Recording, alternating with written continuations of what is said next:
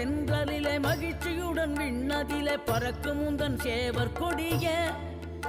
மனத்தளர்ச்சியின்றி தன்னை மறந்து மலர்ச்சியுடன் தனிகையிலே நடம் புரியும் தோகை மயிலே